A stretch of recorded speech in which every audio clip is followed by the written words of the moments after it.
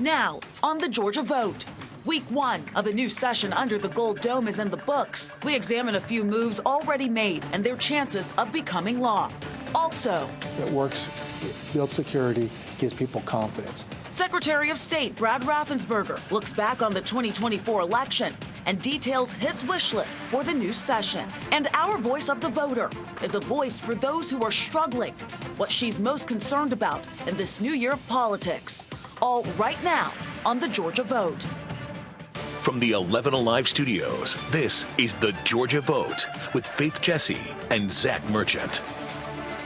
Hey, welcome into the Georgia Vote. Right now, we are in the midst of dramatic change in politics, both in the nation and right here in Georgia. And the big story this week, as Washington gears up for a new administration, Georgia politicians here at home are staking out their own priorities for the new legislative session.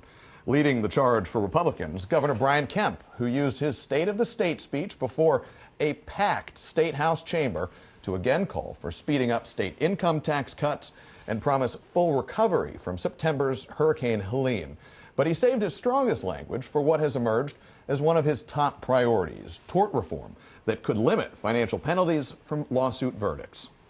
We will work together to pass legislation that strikes the right balance and puts hardworking Georgians first. But also want to be very clear. There's always room for compromise, but there will be no room for excuses, half measures, or failure. Whether it is this legislative session or perhaps a second one later this year, we will achieve meaningful, impactful tort reform. Unlike last year's State of the State address, Kemp's Thursday speech was mostly free of national politics. He only mentioned President-elect Donald Trump once by name, thanking both him and Democratic President Joe Biden for supporting federal relief for Hurricane Helene. And despite the governor's call for bipartisanship, some on the other side of the aisle are skeptical, saying the governor's message is inconsistent. Senate Minority Leader Harold Jones II of Augusta says Kemp's agenda falls short and that Democrats would work to improve access to housing, education, and health care. There's a difference between conservative budgeting that the governor talked about and actually hoarding money that can go to resources for people. We're the #1 state to do business. We're constantly the #1 state to do business. But for some reason, the only way we can keep that is you have tort reform. Now, while all of this was going on, State Senator Colton Moore was kept outside of the chamber and eventually arrested. Last year, the House voted to ban this Dade County Republican after he criticized a new painting of the late Speaker David Ralston, saying Ralston was corrupt and unworthy of the honor. Well, Thursday, the House doorkeeper stopped Moore from going inside the House chamber, and after a scuffle, several state troopers handcuffed him and took him into custody. He was charged in Fulton County Court with one misdemeanor and given a $1,000 bond. On Friday, House Speaker John Burns putting out a statement calling Moore's actions, quote, despicable and hurtful. However, he says the Ralston family is asking for the State House to resume business as normal, with all members of the General Assembly present for any future joint sessions with or without apology. One man is linked to both the new presidential administration and the new session under the Gold Dome. In this week's Sunday Conversation, Georgia Secretary of State Brad Raffensperger discusses his priorities before the General Assembly and the elections that put him in the national spotlight. In 2020, you faced real pressure from now President-elect Donald Trump and others to find evidence of what he described as widespread voter fraud here in Georgia, and evidence that you said repeatedly and your office said repeatedly did not exist. President-elect Trump will take the oath of office in a few days. When you watch him do that, what's going to be going through your mind? Well, we made sure we had free, fair, and fast elections. Every election that I've been the supervisor of elections for the last 6 years. And so we feel good at where we are, and we've actually shown the model of what it should look like, because voters in Georgia, over 90%, trust our system. I wish them well. In fact, that'll probably flip us into the next topic, because when you think about some of the people he's pulled in as advisor, like Elon Musk, he wrote an article in the Wall Street Journal about reducing barriers, because when you have these high barriers for business creation, it stifles innovation and job creation. We think that licensing reform fits right into that model, and that's what we've been talking to the General Assembly about. What is licensing reform? Why, in your view, is it important? Our office, has oversight over, things such as geologists, architects, electricians, plumbers, psychologists, hairdressers, and also barbers. So you look at it's a broad, there's 140 different occupations and professions. Nursing is our largest profession that we do, have responsibility for. What we want to do is build a process. One of the things that we've been telling folks is one of the problems that we have is the people that get on these boards that we're, actually issuing the license. We don't have that authority. The board does that, and that's appointed by the governor. They're out there running their own business. They may not meet for every 3 or 4 months. Meanwhile, this license has been sitting here. Everything's good to go. We've done all the paperwork. They've done all their, the license, applicant has done all their work. It's sitting there. But we're saying once it's been there for 20 or 30 days, we'd like to have the administrative authority. If they've done all that, we'll just go ahead and issue that. Licensing reform seems like a big push from your office right now. What else is top of mind for you as we head into this new legislative session? Licensing reform. I think that's our number one focus. Obviously, we may look at a few little tweaks with election law, but really, when you have over 94% of all Georgians trust that, it doesn't need a lot of tweaking. But licensing reform is something we can really help Georgians, hardworking Georgians that are looking for, a break from government. And we got to understand we work for the people, and we need to reduce barriers so that they can get out there and put food on the table for themselves and for their families. Let's end here. You were reelected in 2022. Your term ends in 2026. What is next for you when you leave office? Well, you never know. I'm sure we'll have plenty of options and lots of discussions. But right now, we're just focusing on this session. We think that's the best thing because you start talking about the future too far out. I think that you can start getting off message and defocused. We think licensing reform is really a moral imperative because it really gets down to when the rubber meets the road. We want to make sure we don't stifle innovation, we don't stifle job creation. That's really important for everyday Georgians. You've been in Georgia politics a long time, though. It sounds like you are leaving your future options open right now. Well, you never know where the future holds anything. But I just want to make sure that Georgia is a great place to build a business, great place to raise a family and build your career. To see our full conversation, including more discussion of the 2020 and 2024 elections here in Georgia, look for this interview on our streaming app, 11 Alive Plus, on Roku, Apple TV, or Amazon Fire. In just a little more than 24 hours, Donald Trump will be sworn in as the 47th President of the United States in a ceremony moved indoors because of cold weather in Washington. The first time since Reagan, actually, because it's so cold in D.C. The people he wants in his administration continue to face senators on Capitol Hill. Trump's nominee for CIA Director John Ratcliffe appeared Wednesday before the Senate Intelligence Committee. Georgia Senator Jon Ossoff questioning Ratcliffe about a series of bomb threats made on Election Day in DeKalb County. Our state election officials attributed those threats to Russian actors. What assurance can you give my constituents in Georgia that CIA will sustain collection to identify threats to voting rights and election administration in the United States? I haven't seen that specific intelligence, but that for instance, Russian actors were behind those threats. Those are the kinds of things that the CIA not only should do, but must do, and frankly, do better.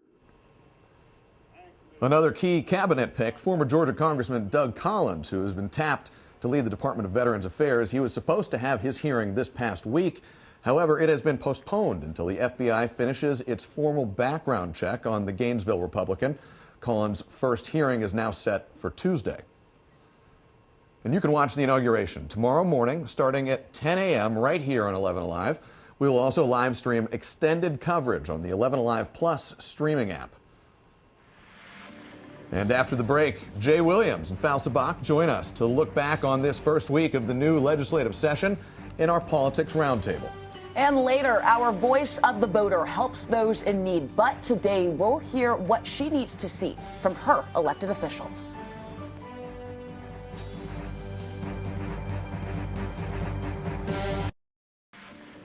Well, Well, state lawmakers are taking on a wide range of issues, from school safety to high school sports. And earlier this week, we sat down with House Republican Majority Leader Chuck Efstration to get a sense of what will happen this session, including the current status of rebates for Georgians. A lot of people want to know, okay, we have all this money in the budget. How much is going to come back to me, the people of Georgia, and when? Yeah, great question. So $6.6 billion has been passed by the General Assembly in recent years in tax relief, tax cuts, and rebates.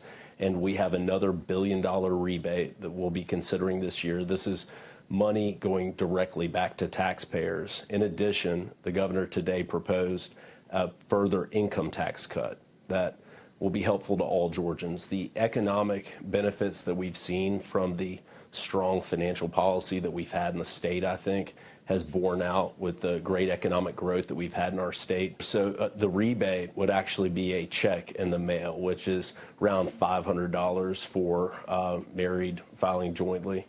And I think that the tax cut that we're talking about is going to be a continuation of the reduction in income tax that we've passed over the past several years. And so I think that Georgians are going to see this ultimately, certainly on their tax returns, see a meaningful difference due to these tax cuts. Look, taxpayers' money belongs in their wallets, not in government coffers. We saw several bills introduced just this week, specifically kind of related to gun reform and safe storage. When it comes to the issues of gun violence, and there's gun violence all over the state, but I want to talk about in our schools. I know you had just talked about money for school security. What can be passed, in your opinion? Not every school system across our state is the same, and imposing a one-size-fits-all approach could have problematic implications. Just you think about rural Georgia versus Atlanta, Gwinnett County, where I'm from, Metro Atlanta areas. There's just very different needs in different school districts. So I think the allowing for money to be available as grants to local school systems that is meaningful in the amount, so that actual safety improvements, be it infrastructure or alert systems, can be put in place is critical.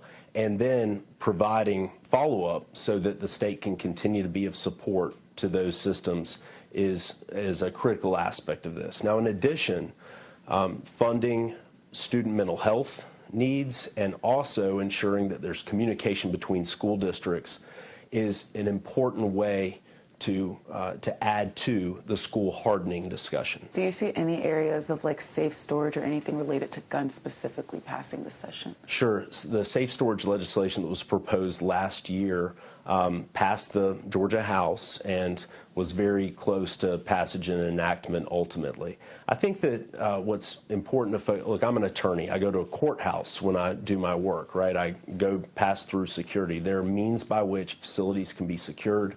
Local systems, school systems know where what needs to be done to ensure that their schools can be best secured, and the state being a good partner with those local school systems to ensure that they have the funding, support, advice, input, so that local systems can follow through with that, I believe is the best role for the state to play in this process. Well, it is clearly the early days of the session. Everybody's laying out their priorities. Yeah. It's a lot to break down, which is why it is a great time to bring in our political roundtable. And today we have Val Sabak, Assistant Vice President at McGuire Woods Consulting and former Executive Director of the Georgia House Democratic Caucus, and Republican strategist Jay Williams, founder and managing principal of the Stone Ridge Group, whose clients have included former Georgia Governor Nathan Deal and the Republican Party of Georgia. You have both been on the show many times before. It's great to have you back.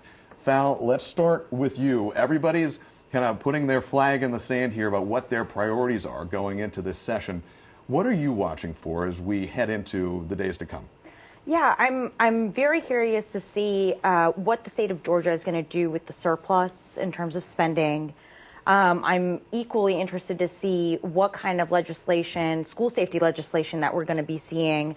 We've already seen bills be introduced in response to the Appalachia shooting, and that's going to be something of interest to watch. And and there's going to be a bunch of other topics that they're going to be tackling this session that's going to be very interesting. Two topics, Jay, that we've heard a lot about in the last week. Governor Kemp is pushing tort reform. Secretary of State Brad Raffensperger, in our conversation, we asked him what his top priority was, and he said licensing reform. And I said, anything else? And he said, yeah, licensing reform. Yeah. These are kind of dry-sounding topics on their front, but why are these such big priorities for Republicans?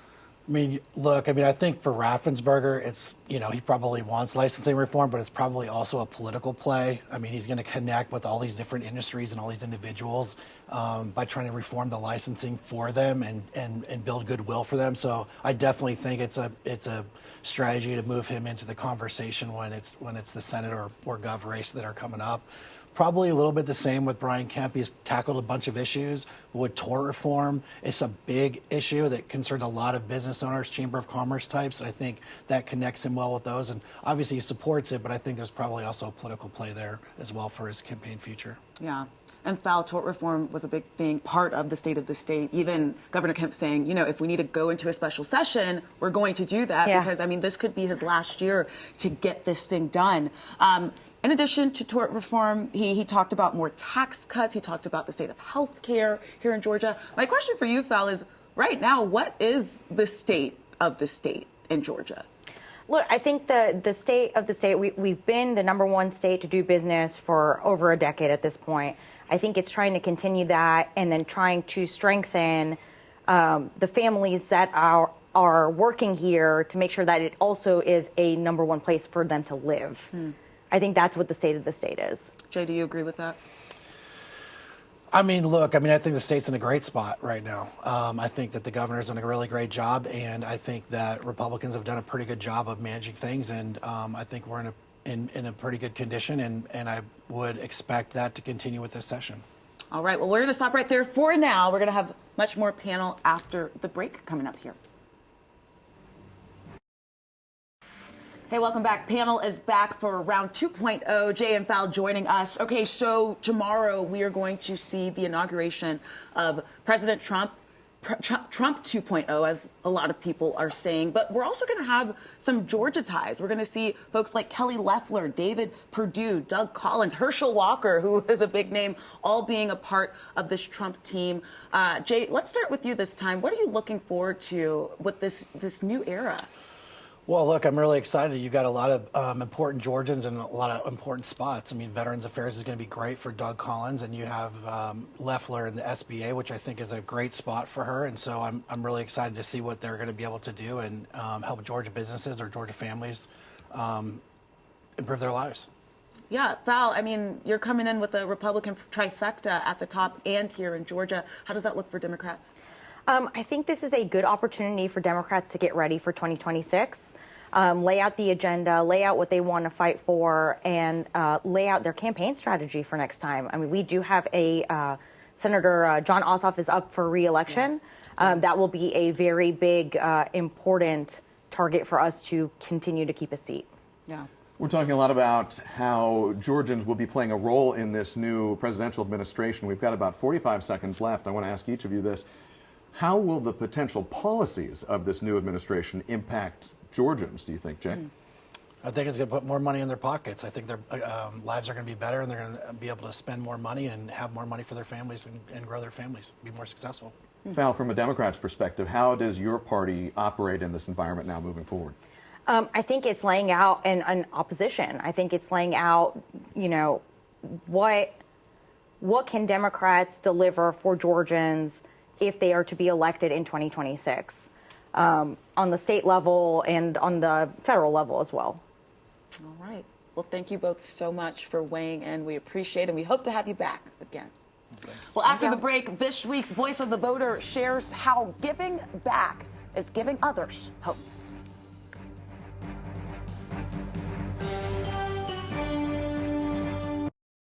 Hey, welcome back. Well, we say this to you each week. You can't have the Georgia vote without Georgia voters. And as we look ahead to the start of this new administration, one woman shares what it means to help those without homes. We caught up with Sherry McCoy from the nonprofit Blessing Bags of Warmth outside Eastside Church, just off Moreland Avenue. Again, this is what an outreach vehicle looks like. You never know what you're going to need, so you just kind of put a little of everything in here. My name is Sherry McCoy. My daughter, Rose, is the founder of Blessing Bags of Warmth. We work with unhoused community members. We work with unhoused families. We work with people in need. Gumbo flavored potato chips. These chips, again, were donated by East Atlanta Kids Club, another awesome nonprofit here in East Atlanta. You got some stuff to add? Yeah. Awesome, awesome, you rock. Socks and underwear are one of the most requested items by our unhoused community. A lot of times I need to check my emails and I'll just park across the street and face the closet. Well, one day, just for an hour, I'm sitting there, I started counting the people that actually came to the closet. In a period of an hour, I counted 63 people. There's not one shelter in the state of Georgia that you can just walk up to the door, knock on the door and say, I'm homeless, please help me, and it's instant help. So what happens in situations like that is those people are now living in extended stays. The average extended stay is about $400 a week. Was that your motivation to do that, coming out here on a day that's below freezing temperatures nearly? So I was raised in a way that I was taught not to really depend on anyone for my survival. What are you most concerned about when it comes to our elected officials and the state of our politics in the nation and in Georgia right now? My largest concern is that once being put in these places of power, they maintain that humanity that they had to get into those seats.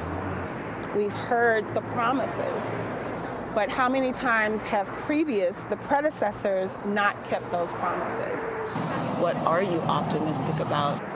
Hope and a prayer that under the new administration, from the top all the way down to the little local, that these elected officials will not only know that they're in power, but will use that power to help the community that got them there. Man, what a story. And you hear her talking about some of the biggest needs, socks and underwear. That's this right. time it's so cold out. I mean, what stood out to you? I mean, the fact that they care. They don't have to be doing this. They're out there. And those who are interested, this pantry, it's at Eastside Church. There's a refrigerator and pantry. It always needs things. They're always looking for donations. So. Well, we are past the holiday, but the season of giving never, ever stops. Never stops at all. And we are, of course, so grateful to you for joining us today. We hope to see you back here next Sunday at 11 for another edition of the Georgia Vote. We'll see you then.